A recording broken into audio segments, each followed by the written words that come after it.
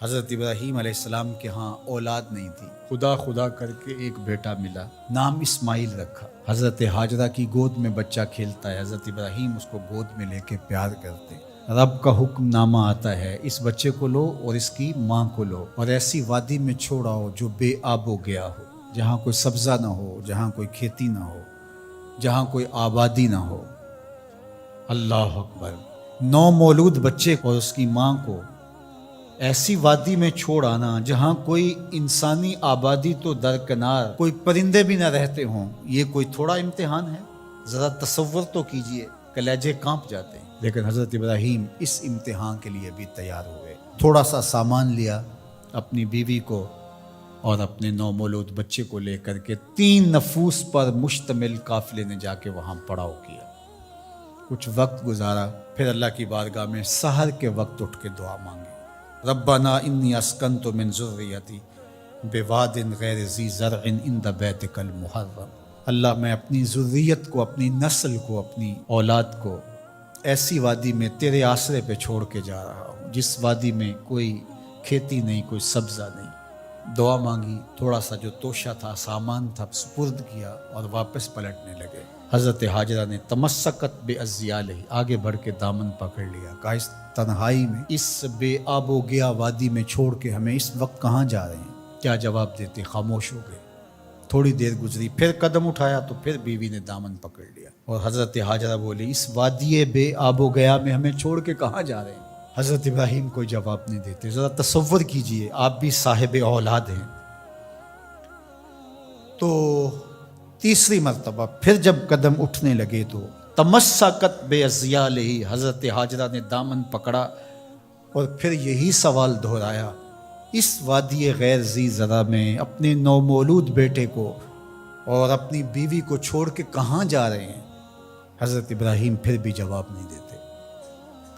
تھوڑی دیر کے بعد حضرت ہاجرہ خود ہی بولتی ہیں، کیا یہ اللہ کا حکم تو نہیں؟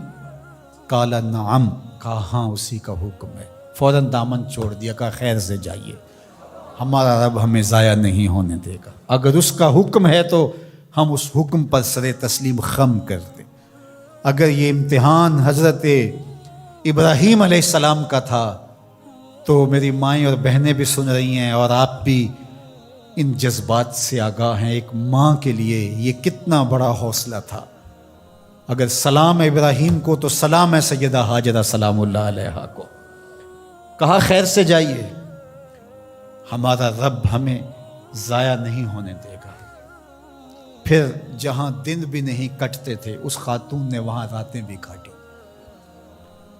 توشہ ختم ہو گیا، پانی بھی ختم ہو گیا۔ پھر 2 دن کے بعد ماں کی چھاتیوں سے دودھ بھی خشک ہو گیا۔ خود تو بھوک کاٹ رہی ہے لیکن بیٹے کی پیاس اور بھوک دیکھی نہیں جاتی۔ ایک چھوٹے سے پتھر کی اوٹ میں اسماعیل کو لٹایا اور خود پانی کی تلاش میں نکلی۔ ماں کی تڑپتی ہوئی ممتا کی کہانی دیکھو۔ اللہ اکبر!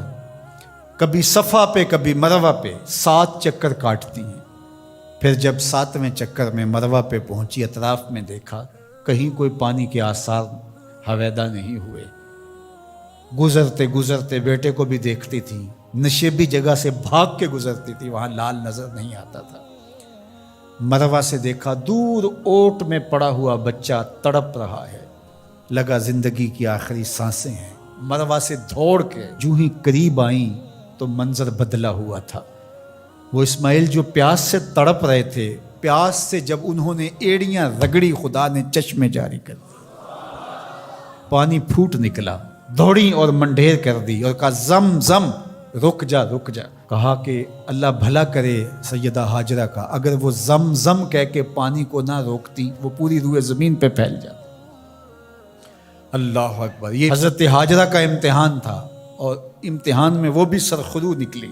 وہ کہا ہم قیامت تک تیرے قدموں کے نشان کو جلوہ گاہ بنا دیں گے۔ آج عمرہ ہو، حج ہو، وہاں کج کلا بھی دوڑتے دکھائی دیتے ہیں، بادشاہ بھی دوڑتے دکھائی دیتے ہیں۔ ان راہوں پہ پیغمبر بھی دوڑے ہیں، ولی بھی دوڑے ہیں، امام الانبیاء نے بھی سعی کی ہے۔ مالک کوئی دوڑنا بھی عبادت ہے؟ کہا جن راہوں پہ میری بندی دوڑی ہے قیامت تک ان راہوں کو جلوہ گاہ بنا دوں، اور ان پست قامت پہاڑیوں کو میں اپنی نشانیاں قرار دیتا ہوں۔ ان الصفا والمروۃ من شعائر اللہ، یہ اللہ کی نشانیاں قرار پائیں، عزتوں کے نشان بن گئے۔